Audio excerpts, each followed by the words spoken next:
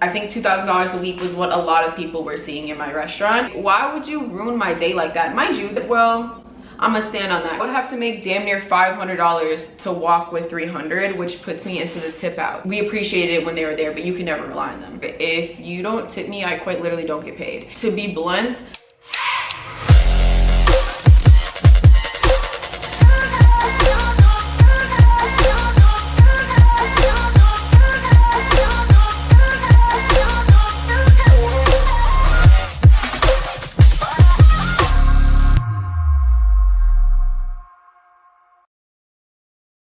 hello everyone and welcome back to a video. Today we are diving into the real numbers tea, all the things money when it comes to fine dining. Please like, comment, and subscribe before I get into this because I'm gonna give you some news you can use.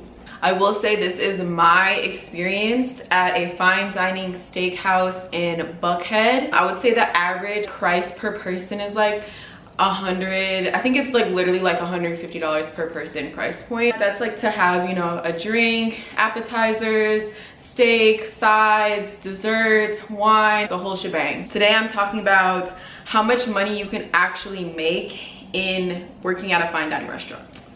Okay, so I'm gonna break this down by general sources of income and like factors. For general source of income, we're gonna go over your training pay, your salary, your tips, your tip out, and your taxes. And then for different factors, I'm gonna talk about covers and the host stand, favoritism, auto gratuity, minimums, tipping on top, comp parties / PPX, owner's friends, and then tip pooling. So let's get right into it. Number one, we're gonna talk about training. So for your training period, long story short, you get an hourly. I think at my job, the hourly was like maybe $10 an hour. So you would work 40 hours and make like $400 a week. So yeah, it's very, very low. And some places don't even offer to pay you even, it's probably minimum wage, like base like $7 to $10 an hour. And the training period is either like 1 to 2 weeks depending on where you work. So during the training period, you basically don't get paid. You definitely don't get tips. If you're lucky, your person you're training with, they might break you off a couple of dollars, but it definitely is not often that happens, and I wouldn't count on that. So even if you're taking the whole table at the end of your training, you're still not going to get paid. Salary / hourly. So the servers and bartenders are all on an hourly. The only one that has salary are like the managers. So our hourly in Georgia, and this is really important in Georgia, is $2.13. Are you fucking for real? $2.13. I don't feel like the customers really know that because they feel like tipping is optional, but it's like, I'm making $2 an hour. If you don't tip me, I quite literally don't get paid. You're a victim. I will say on my own accounts, I never seen that $2. That like hourly check, I never received it. It went straight to, I guess, taxes or something. I don't know, I never seen it. Tips. I would say in general, when I was working, I would not assume, but the expectation would be 20%. I would say my goal working would usually be to make like $300 a night in tips. Yeah, walk with $300. So I would have to make damn near $500 to walk with $300, which puts me into the tip out. So at my restaurant, our tip out was 30%. So the breakdown goes as follows. It was 12% to the SAs, the busters basically, 8% to the bar, and 8% to the food runners. And then we had to pay 2% credit card processing fee, and those numbers of your total tips, not of, some places go off your total sales, but ours is off your total tips, which I prefer it to be off of total sales and not off of total tips. And the reason why is because when customers tip on top of the gratuity, you still have to tip out on that as well. When it's like, this person didn't give me an extra $500 because this is just the best limit drop of their life. So yes, that is how tip out works. Okay, let's see. If I make $500 times 30%, my tip out would be $150. So 500 minus $150 is $350. I was trying to make $500 to walk with $350. and that was really difficult. Most nights I would be make 300 and you walk with like a little less than 2. On average I made at least 200, but I did have nights where I made 3, 4, 5. I made $1,000 probably 5 times in 2 years in one night, maybe more. Average, I would say, let me give you guys overall. So in a week I would work 5 shifts and I would make about $1,500 on average from them 5 shifts. So let's see, divided by 5, average is $300 a shift. I would say that's definitely fair. I think that that's like a bare minimum. I had coworkers where their goal was to make $2,000 a week. I had coworkers where their goal was $2,500 a week. I think $2,000 a week is not crazy. I think $2,000 a week was what a lot of people were seeing in my restaurant, and I think $2,000 a week was like a normal goal for a lot of people. Most people's goal in my restaurant was $2,000 a week. So $2,000 a week divided by 5 is $400 a night. In order to achieve this $400 times 30% is $120 tip out. So 400 plus 120, you'd have to make $640 a night before tip out to be able to walk with $2,000 a week. So that's just a little mathy math.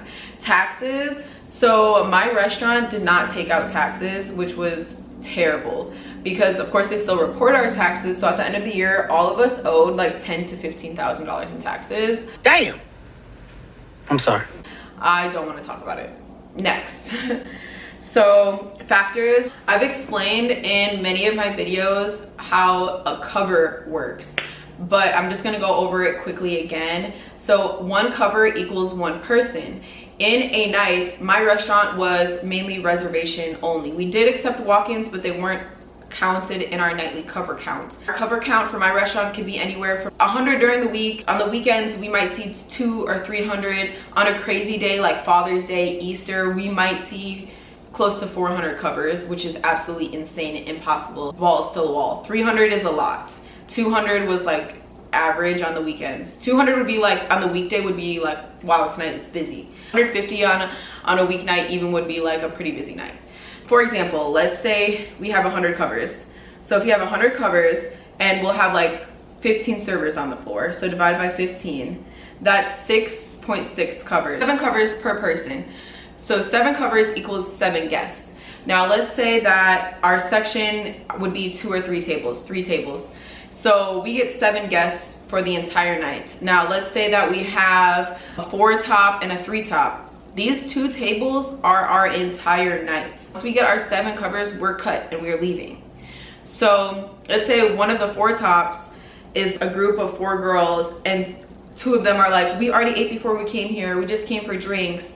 And the other 2 are like, oh, let's share a steak. So now out of the 4 of them, their bill is, you know, $200. So now if I'm expecting 20%, that's $40. So now I'm at $40, and mind you, my goal is to make like $500 so that I can walk with like 3. So now I have to rely on this 3 top to tip me. That, like, it's insane. Like, you see how that becomes almost impossible. So this type of pressure makes every table count so much, because like on the weekends it's more turn and burn, like you're gonna be flipping your tables, but during the week we don't flip our tables. We have to really take our time with each guest. And like this goes into like my other videos of like how to fine dine like a pro, and it goes into why like it's important that if you're not planning to sit down and have a whole dinner experience, please just sit at the bar, because your cover counts. The host stand is seeing these people, so the host can play favorites. For example, historically, birthdays are not great tables because usually, again, Atlanta, to be blunt, a lot of times the birthday person is the only person that can actually afford to eat there. So the birthday person is ordering, you know, what they order, and everybody else is just like ordering sides as entrees. And mind you, a birthday party means it's gonna be those 7-8 people. So basically this table is your whole night. You're not getting another table. So if they seat you with this birthday party and this is your whole night, like you just took an L on the night. You're gonna be walking with like $100, and you still have to do all the side work, all the tables, like you don't get any shortcuts, same amount of rolls, like all of that. So the host stand can really decide your fate, and same with like their rotation and just who they sit at your table really. And it's never really fair. Even you'll see other people being double sat, so they're supposed to be a rotation, they get sat once, you don't get sat, and then they get sat again and you still haven't got sat, and you're like, what the heck? The host stand can really ruin your nights. Or let's say that they give you 2 birthdays. If they give you 1 birthday, you shouldn't be getting another birthday. You should be getting more of a business dinner to balance it out. But the host stand doesn't usually see it that way. Okay, and that kind of goes into favoritism as well, because the owners will, or no, the managers will give certain sections to their favorites. And when I say certain sections, I mean party sections, where they're gonna put business meals, or, you know, there's just certain sections of the restaurant that go towards like different things. Like the bar area of the restaurant, obviously you're not gonna get the business diners in the bar area. Mainly those people want a quiet table in the back. So those type of sections are more sought after versus the bar, which is where they usually put the walk-ins. So where you go on the floor chart really matters. And for example, at my restaurant, our auto gratuity only kicks in at 5 or more. So you might get a section that doesn't even have a table that could seat 5 people. So you know off back you're not getting any gratuity tables tonight, which mean a lot, because that means you're automatically getting that 20%, and that no matter what happens, you still have like that to fall back on, because you do get stiffed in there sometimes. Like I've received 0 tips. I've received, you know, less than 20% plenty of times. It doesn't happen all the time, but mainly what happens more than that is that people just aren't ordering that much, so therefore their tip is just not that much. So that brings me to autograt. My restaurant did not have autograt. We only had autograt if you sat 5 people or more. So it did happen, but those type of tables would go to the favorites. So I did not experience a lot of auto gratuity. I had to work for every dollar. And on top of that, minimums, the only times we had minimums, if we had a party of 12 or more, we were supposed to have a minimum. But a lot of times the managers would let people slide and give, those are the type of parties they would give me, like open menu, no minimum, 12 people, have fun. So our minimum in the private dining room would be like, I think 4,500 during the normal season, and like 7,500 during the holiday, you know, November, December, January. And that would be auto grat. So you knew that you were making at least, out of the, when it was 4,500, that's $900. But of that 900, remember you have tip out, 270 of it, so 900 minus 270, so now you're left with $630. Now you probably have 2 servers and a bartender, so you're dividing that 3 ways. Now you're down to $210. So even then it's like $210 is still good. But the tip on top thing really blew me, because sometimes we would have parties, they would have auto gratuity, and they would love it so much that they would tip another 20% on top of the 20%. So now we're getting a 40% tip. We love this. But we would still have to tip out 30% on that tip. And to talk about like my frustrations about my tip out personally is that, for example, the biggest part of our tip out would go towards the bussers, right?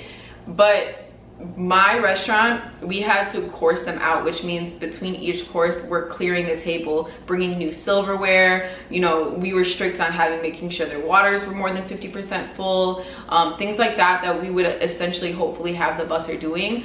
We could not rely on them, and we was made clear to us that that was our job, and that the bussers were merely like table resetters. However, at the end of the night, we were still resetting our own tables and taking an hour to sit and polish everything and reset the tables, because the bussers the table resetters couldn't reset the table to the standard, even though that's their job. But we were bussing our own tables. At least 75% of the time I was bussing my own tables, but I'm still tipping out 12% to these bussers. Even sometimes you'd ask them for help and they would tell you they're busy, because some of the other servers would be tipping them cash on top. The servers that would be tipping them cash on top were the favorites. The favorites were getting these huge, great, regular party tables, walking out with, you know, $800 a night. So they could afford to be slipping them, you know, the busser an extra $20, $40, $50, $60, because now with the busser, that you're having a busser actually work and do their job fully, now you're able to, you know, take better care of the guests because you're not worried about filling up their waters and making sure they have the right silverware and clearing their table and boxing them up. Like, you're not doing these steps. So now you can handle a bigger section because you're not having to micromanage your tables, because you can rely on your busser, which we could never rely on your busser. When I say you could never rely on them, I mean you could never rely on them. It was merely appreciated when they were there, but you can never rely on them. We were all tipping out 12%, but some people tip them on top. And then with the bar, I worked lunch shift a lot. So lunch shifts, most people aren't drinking. I would go whole shifts where I didn't order anything from the bar, and I would still have to tip out 8%, and sometimes my 8% would be like $100. So now I'm giving $100 to the bar, and they quite literally did nothing. And I get it, the bar still needs to be paid, but the truth of the matter is where I worked, which was like really nice, is they gave us $100 minimum. If you didn't make $100, they gave you $100. If you made more than $100, they didn't. If you made like 70, you know, they would give you the extra 30 to make it 100. So the bartender, it's not like, I'm not saying they don't deserve to get paid, because they're making that $100 regardless, and they're taking their own customers at the bar. But I'm just saying, why am I paying 8% for somebody to quite literally do nothing? And then the other 8% went to the food runners. Now they deserve that. They did their job 100% of the time. The food runners really deserve the 12%, if I'm honest. And then let's talk about that 3%, because it was so weird that we had to pay a credit card processing fee. Us. Yes, very weird. I don't like that. And it's so weird because everybody paid it. Busters, the food runners, they don't even have their own transactions. So it was just a lot. The tip out was a lot, but I heard STK, their tip out 40%. When you think about serving money, it was definitely good. And where I worked, I didn't make too much cash. It was mainly check. We got paid every week, which was nice. It was a paper check that we had to come pick up, which was kind of annoying, but we got paid every week, which I did like that. Last two topics: comp parties, owner's friends, and PPX. PPX is just another word for like super VIP. They would be hit or miss, mainly miss, and mainly high stress, because they felt extremely entitled, and that was just the environment that upper management created for the guests to be able to feel empowered to come in and act so entitled, to be honest. And if you got this table, everything had to be perfect. And also they would ask you to do shit that you knew you couldn't do but expect you to do it. And then if you were simply like, oh, I have to ask chef or something like that, they would be texting the owner telling them that you're a terrible server. And that type of like feedback did not come back lightly on us when we were just merely doing our job. So they would be like, oh, I'd like to order a side of, insert a side that we don't serve as a side, but we do have in the kitchen because it goes with another meal. And I'd be like, oh, I just have to check with the chef. They literally texted the owner, this girl does not know the menu, she should not be on the floor, she's horrible, this and that, just because we literally don't serve that as a side, sir. But let me go talk to the chef and see if I can make it happen. I can't promise you that. The chef will be pissed. They were not the most ideal tables to have. And then, so you're working all night to build up this tip, and I'll talk about a different table that I had. So I had a table and I worked all night to build up this tip. They ate good, all of that. The GM comes around and comps off half of their meal. Now, a normal person would be like, oh, I got my meal half off, I should probably tip, you know, because I just saved $200. Let's say their meal was, for 4 of them, $500. He took off $250. Now the tab is $250. So $500, my tip would have been $100. Now it's $50, right? So they still should have really tipped that $100 because that was their check. And when I brought them their check, it showed the $500 and then showed the discount on it. And they left like, I think maybe like $30. Like they didn't even leave 20% of the discounts. And then when I went back to the manager like, hey, these are your friends, what's up with this? And he would just be like, oh, I'm eating, why are you bothering me? Thanks for taking care of them though. Why would you ruin my day like that? Mind you, this is 4 covers of my 7 or 8, that's half my night. So now it's literally your fault that I'm having a shitty night because you're comping off all this shit for these people. You're calling them your friends, but they don't even respect you enough to take care of your servers.